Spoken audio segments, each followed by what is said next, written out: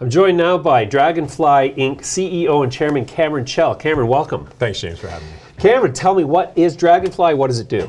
Draganfly is the oldest operating drone company in the world. We are an A to Z manufacturer and systems provider of drones. Our primary market is public safety, first responders, police forces, and our actually largest market is we do contract engineering for military contractors in the US. Wow, and so how do you make money? We make money, we have three product categories. Our first product category is contract engineering. So think about the large military contractors out there who have really difficult problems, generally classified type of projects that they need solved. They'll come to our engineering bench because we've been around longer than any other drone company in the world.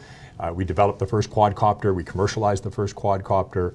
Our quadcopter was the first one that ever saved a human life. It's in the Smithsonian. No kidding. Yeah, we've got a large patent portfolio. So how is it that DJI stepped in front of you to be the world's leading sort of drone manufacturer? Yeah, well, so our three I'm going to answer that in 1 second here. So our three, we have contract engineering.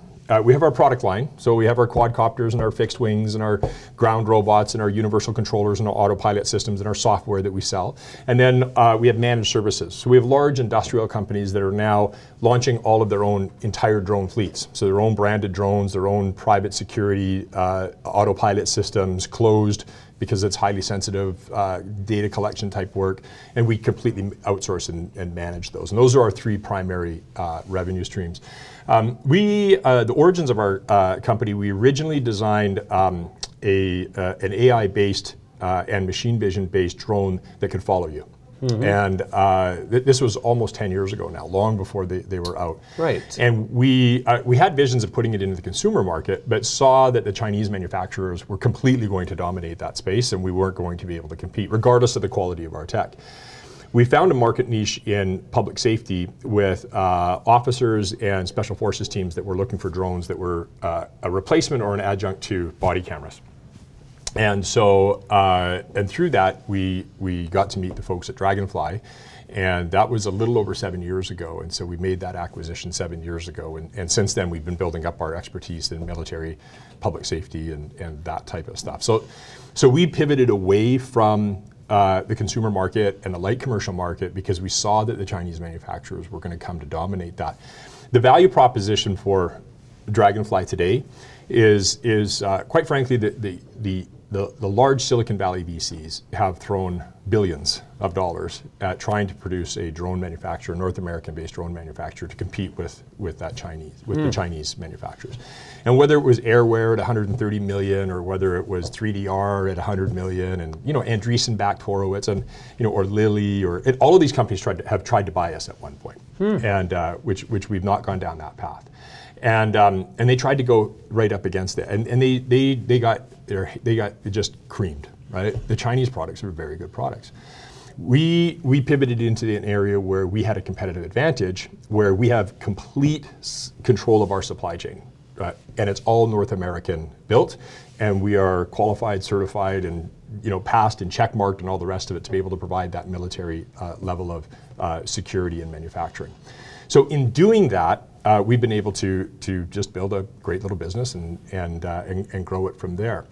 So you have the U.S. military as a client? Yes, we do. Yeah, oh, okay. we have contractors. Well, that's a pretty big. Yeah, we have tier 1 customers. Yeah, we're in a good spot. So what's happened here in the last 6 months is, in fact, in the last year, but really ramped up in the last 6 months, is that the U.S. government has banned the use of Chinese drones. So whether it's the Department of Interior, whether it's any of the military branches, whether it's an independent construction company that's doing work on a government site or any airport proximity or hospital proximity federally, it's off limits. So that's about a third of the entire market that somebody like a DJI, who does about $3 billion a year, that's about $1 billion of their market. And so what is a competitive landscape like in the US for that market? We're it. You're it. We're this tiny little company that's now completely overwhelmed with, in a good way, with opportunities, not just on the military front, but all the government fronts, large industrial fronts, because we already own our patents are things like folding wings and removable propellers and battery, like things that pretty much the entire industry uses. And you know, we did about $1 million in licensing last year. We don't use our licensing to go out and be aggressive with it. We use it to land contracts with tier 1 customers because they know that you know, a large customer is not going to infringe on our patent. They need to check the boxes on that. Right.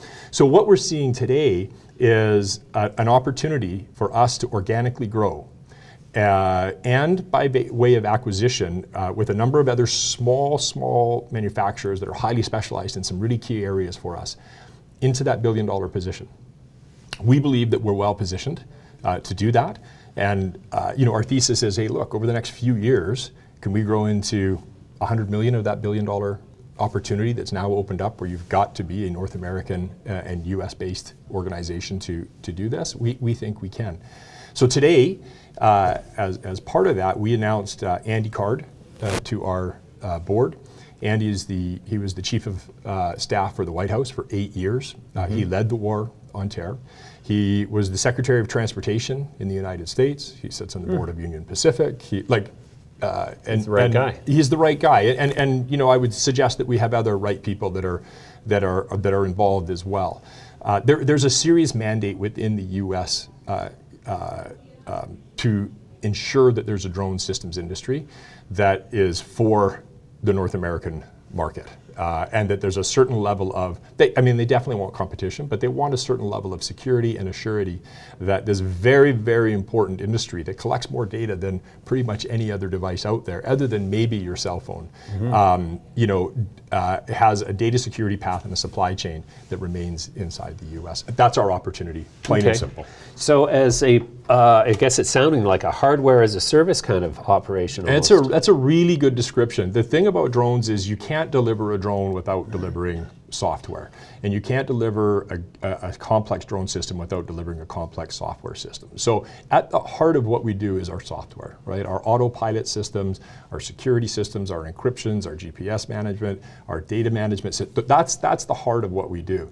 However, again, in order to be able to deliver those in particular to a US client, you have to manage that whole supply chain, that entire piece of hardware.